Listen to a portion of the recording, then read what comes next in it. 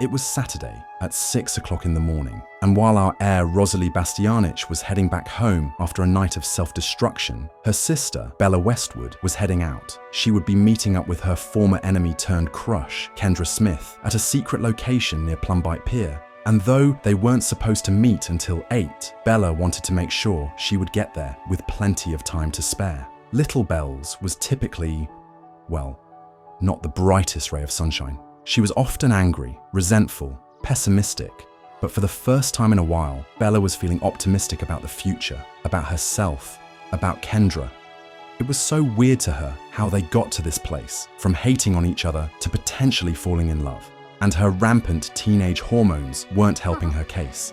She still had her doubts, of course, whether Kendra was being true, or if this was the right thing to do, or if Bella forgave her too quickly and should have made her work harder for it. She doubted whether or not she liked girls, whether this was love or lust, whether or not she was ready to pursue any romantic connection with anyone.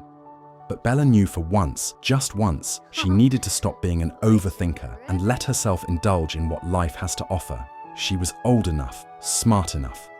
Probably not level-headed or mature enough though, but was Kendra expecting any of that? All she expected was Bella showing up today. And here she was, ready to confront these new feelings about Kendra head-on. Bella would be lying if she'd said she wasn't nervous and shaking like a bitch though, because there she was, Kendra Smith. And for once, she wasn't super dolled up and perfect from head to toe. She dressed casually, and Bella appreciated seeing the unpolished version of her. If she trusted Bella enough to let her see her like this, maybe Bella should start reciprocating that trust. They both greeted each other in a very flirty manner. Kendra didn't hesitate whatsoever to compliment Bella's appearance.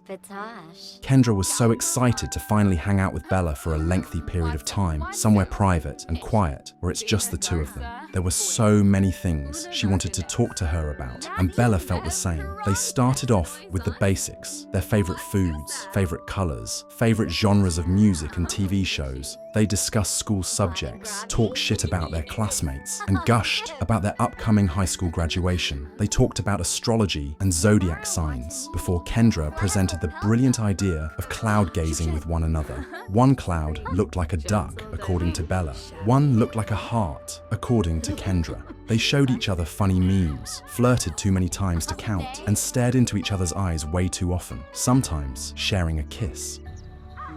But Bella was here because she wanted to get into the real, nitty-gritty. She wouldn't be able to fully move on from their past without asking Kendra this question, and Kendra could tell Bella was a bit nervous about it. "I'm an open book," Kendra told her. "You can ask me anything, and I'll answer." So, Bella took her word for it. She just wanted to know, why? Why, out of all the kids in their school, did Kendra choose to target her when they were younger? Why did Kendra feel the need to bully her when Bella didn't even talk to her? Kendra knew that question would most likely be asked eventually. She breathed in, then out before answering. She found Bella to be effortlessly cool. Effortlessly cool. What the fuck does that mean? Kendra told Bella to hear her out. She can't remember a single dull moment of Bella's existence when they were in grade school. She always had a flamboyant personality, was louder than all the other kids, dressed in unforgettable clothes, and painted herself green. She didn't care if she wasn't popular or even liked. She didn't care if the kids gave her dirty looks in the hallways. Bella just did her thing. She lived as her true self. She wasn't afraid of the consequences. She wasn't scared of social anxiety. Social anxiety was scared of her. Despite being as young as she was, Bella exuded a level of confidence that Kendra couldn't even fathom having. She couldn't just be herself. She was too afraid of being judged, and of her mother's mouth, and of losing social status and hierarchy. It's all she had, but Bella didn't give a fuck. And that was cool. That was effortlessly cool. In layman's terms, Bella's confidence threatened Kendra. It was so ridiculous and silly looking back at it, but that's just how Kendra is. She's insecure, and there are a lot of reasons for it. She's working on it though, or at least she's trying. But that was her reasoning. She knows it's shitty, and not an excuse for how she treated her. But that's the truth, and Kendra will be sorry, and do her best to make up for it, if Bella lets her. "So, I'm effortlessly cool, huh?" Bella teased. "Don't let it get to your head," Kendra joked. They had spent so many hours sitting and talking, cuddling and kissing, gushing and blushing. But this next question was one Bella really hesitated to ask, even though she knew Kendra meant what she said about being open and honest. Will you tell me about your family? A few hours earlier, our heir, Rosalie Bastianich, arrived back home from her hectic rave night in Forgotten Hollow. And she was a complete disaster. Her highs were long gone, and the alcohol she drank at the event was out of her system. So she picked up a bottle of Jack and thought over everything that happened the night before, hating herself for it all. She candy flipped. She nearly cheated on Finley. Finley's brother Easton caught her in the act, and she hallucinated the ghost of her dad, Joseph Bastianich. And though she was sure it was just a hallucination, it scared the shit out of her. It left a scar on her that she was sure would never heal. Rosalie hadn't thought about her dad in so long. It brought her peace at the thought that maybe, just maybe, she was finally moving on from him, finally healing, that he was finally gone, but he wasn't gone. This entire time, he was still there, just buried deep in her subconscious, and the drugs helped reveal that to her. But what happened last night made her wonder. She couldn't sleep or eat or do anything except numb herself with booze as she thought about it all throughout the morning. Had the drugs revealed the truth? Was it possible that her father Joseph is dead? Had he been dead this entire time? It would explain so much, like why he hadn't visited or even called. She knew they had their issues, but he didn't straight up hate her, right?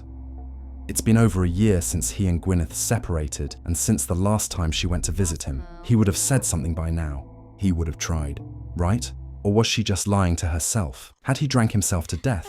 Had he run off with his mistress and their daughter and started a brand new life? Did he do something to himself? Rosalie's train of thought was interrupted by Kimberly Petty coming into her bedroom. Kimmy had checked up on Rosalie a few times throughout the morning, but now she wasn't taking Rosalie's go aways or leave me alones as an answer. They needed to talk about this. What the fuck happened last night? Rosalie was not willing to talk about Joseph with Kimmy whatsoever. It would make it all too real. So, she discussed the other thing that had happened last night that had her shaking in her boots. She almost cheated on Finley, and his brother caught her in the act. Despite the brothers being close, Easton is a fucking psychopath. Rosalie had so many stories to tell Kimmy about him. She was sure he was going to tell Finley everything, or he already had. She hadn't received a single phone call or text from him all morning, and she couldn't tell if that was a good thing or a bad thing. She was so stressed and depressed. She just wanted it to go away, and the alcohol was barely helping. Does Kimmy have anything that could help calm her down? Maybe anything left over from last night? Kimmy didn't think it'd be a good idea to give her any of that, so she offered her vape instead. Rosalie puffing away as Kimmy started to become visibly frustrated, not with the fact that Rosalie was using her vape, but the fact that they were having this discussion about Finley again. Didn't they agree that she would tell him the truth about her feelings about the engagement today anyways? Of course, like usual, Rosalie was backing out of that, and Kimmy didn't understand why. Now would be the perfect time. Rosalie doesn't want to end things on a bad note. She needs to sort things out with Easton first. And again, Kimmy just didn't see the point. What nearly happened last night happened for a reason. Both she and Rosalie knew it. When was she going to stop lying to herself and just allow herself to be happy?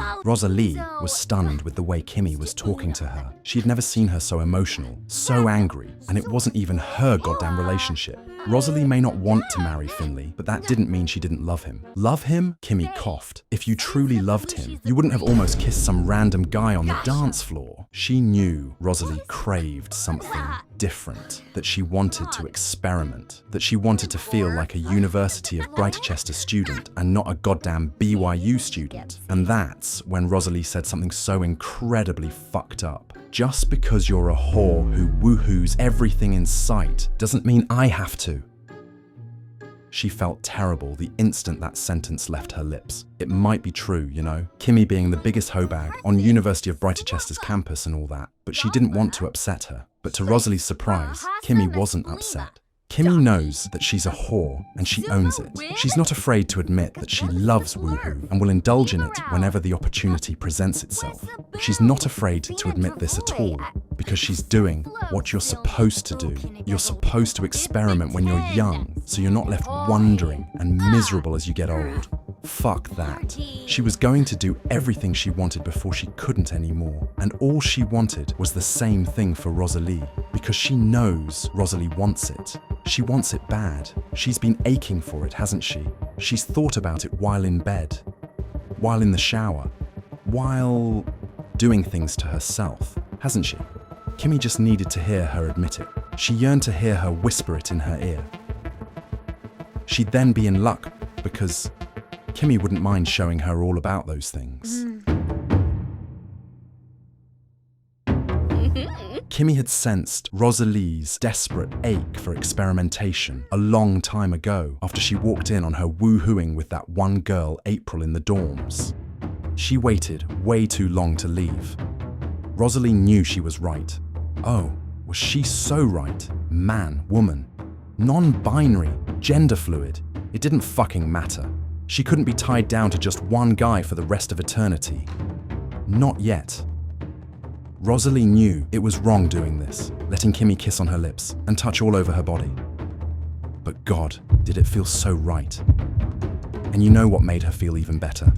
When Kimmy whispered in her ear that Finley never had to know. Never? Never.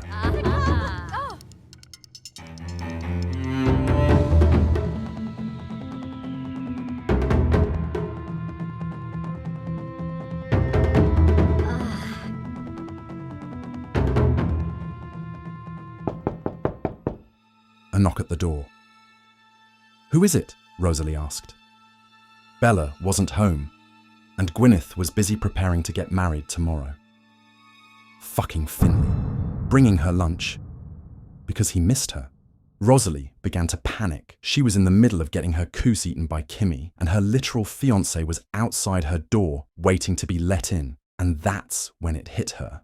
Had she just officially cheated on Finley? She'd never been so quick to get up from the bed, put her pants back on, and push Kimberly off of her. It was maybe 10 seconds later when she opened the door for Finley. He had the biggest smile across his face. Meanwhile, Rosalie felt nothing but shame engulf her body. How could she do this to him? Finley immediately greeted her with a long, hungry kiss, as well as a tight embrace, whispering in her ear how he missed her so much. It was then when Finley noticed another sim was standing in Rosalie's bedroom. Our Heir had forgotten that she'd never formally introduced the two to each other. "Finley, this is Kimberly," she said, "the girl I'd been telling you about. She's staying with us for the summer." Awkwardly, Kimmy waved to Finley, praying that she'd properly wipe the remnants of Rosalie's liquid gold off her face. Finley greeted Kimmy back, and though he hadn't expected her to be there, that didn't stop him from professing his love to his fiancée.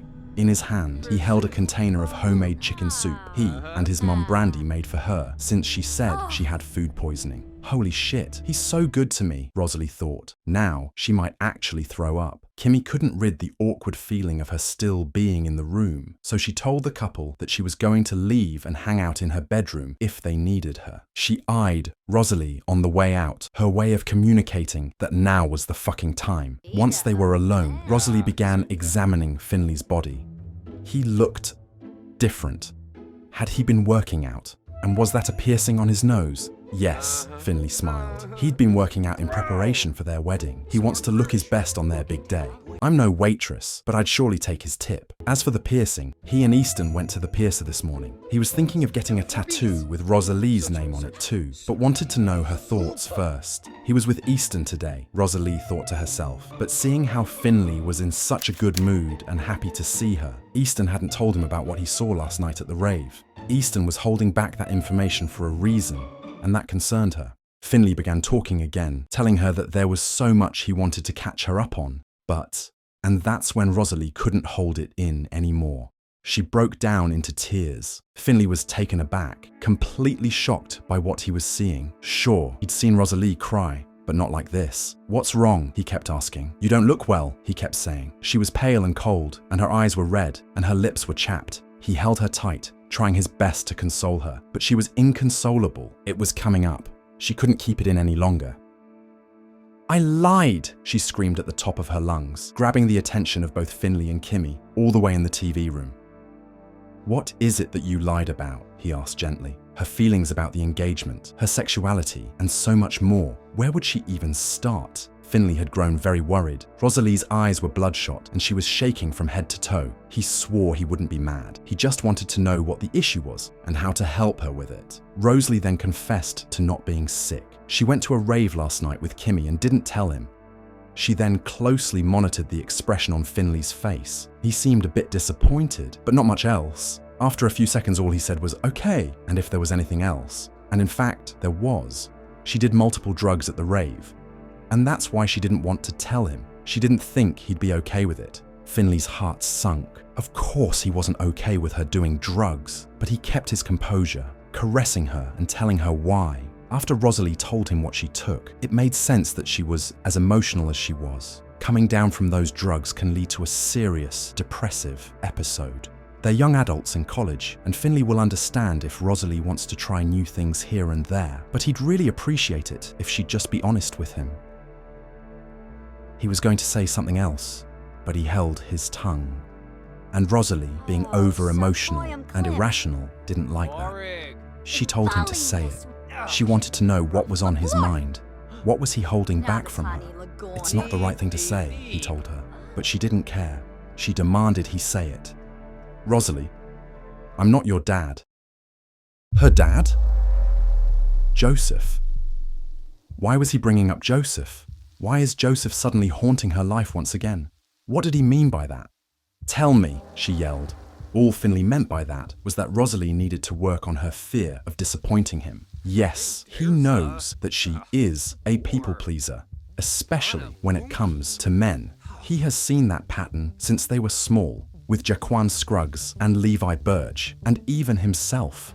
Finley just wanted to make it clear to her that she didn't need to do that with him. He's not like the rest. He's her fiancé, and he loves her. She needs to come and talk to him about anything that's on her mind. They're supposed to be getting married soon. She can't just do whatever she wants anymore. Yeah, as if you'd ever let me forget it, Rosalie spat. Holy shit. She didn't mean to say that. Why did she just say that? Finley's expression changed. She didn't know what to make of it, but now she was shitting her pants because he definitely heard that. What? He whispered. His voice cracked. His brows scrunched up.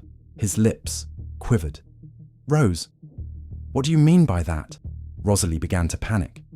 Rosalie, he asked, what do you mean by that? How does she come back from this? Or does she come back from this at all? Her and Kimmy talked about this over and over again. They agreed that she would do it today. But after seeing the expression on her best friend's face, she couldn't stomach it. Do you not want to get married to me, Rosalie? Because if you don't, you need to tell me this right now. All she saw was that little boy she met on the playground when she was 7 years old. She couldn't break that boy's heart. Finley deserves the world, certainly much better than her, but she'd be a fool to let him go. Of course I want to marry you, Finley, Rosalie cried. She wants to be with him for the rest of her life, she said. She yearned for him. She loved him more than life itself. But she wanted to wait until after they graduate from university in order to do so. Marrying after second term is just so soon. It feels so rushed, and she's been so anxious to tell him her thoughts. She just didn't want to put a damper on his mood.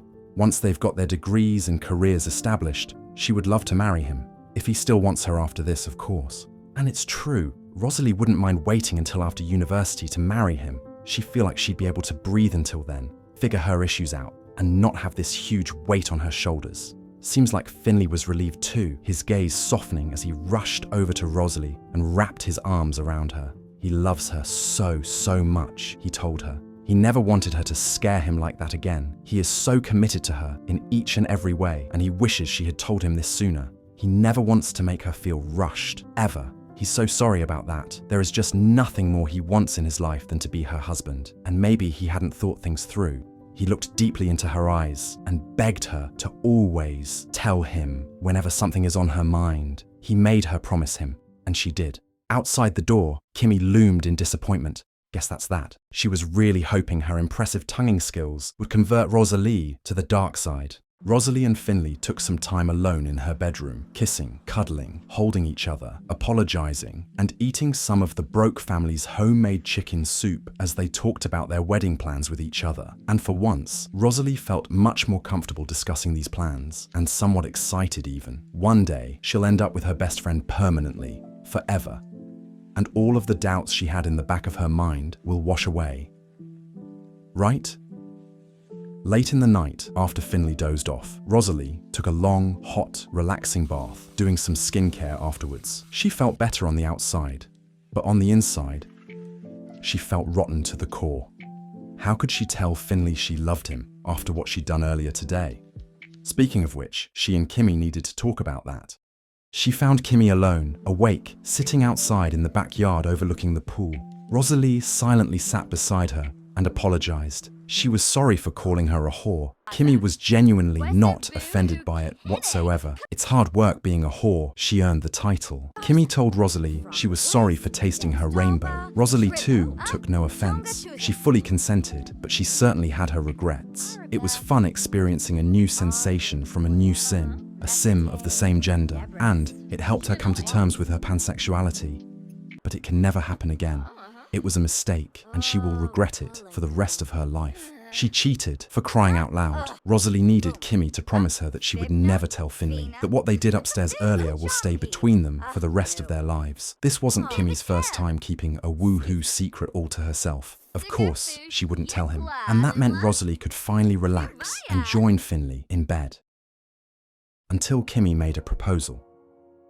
She could tell Rosalie enjoyed the moment they shared a little too much, enough to finish within less than a minute. If Rosalie ever wanted to, Kimmy would happily indulge in showing her a good time from start to finish, no pun intended, to help her experience what it's truly like being with a woman. This time, without Finley, or anyone else, interrupting them. She knows she can impress her a lot more than Finley ever could. "Trust me," she whispered. And if she ends up not liking it, they can forget it ever happened. She can go back to Finley and Kimmy will never bother her about it again. He'd never have to know. And though Rosalie considered the proposal for just a mere second, she snapped herself out of it, backed away from Kimmy, and said, "I'm going to go woohoo my fiancé now." Well, shit, Kimmy. You better contact the ghost of your woohoo buddy that died at that house party. Rosalie did exactly what she said she would. She changed into some cutesy lingerie before climbing into her bed, nudging Finley to wake him up. She wanted him now, terribly. She whispered sweet nothings into his ear as she began to mount him. However, Finley was hesitant. They just had their first real quarrel. He wanted to, but he wasn't sure if it felt right to just go back to woohooing like normal. Rosalie begged him in her mind to just let it go. Please. She wants to forget about all of this and just go back to what they once were. She needed to forget. She needed to feel loved. She needed to wash the memory of Kimmy's tongue out of her mind. She looked deeply in his eyes. "Please," she whispered. And perhaps it was just the guilt talking, or the dark thoughts about possibly pursuing Kimmy's offer lingering in the back of her head. But she was sure that the woohoo she and Finley had was the most passionate they'd ever shared.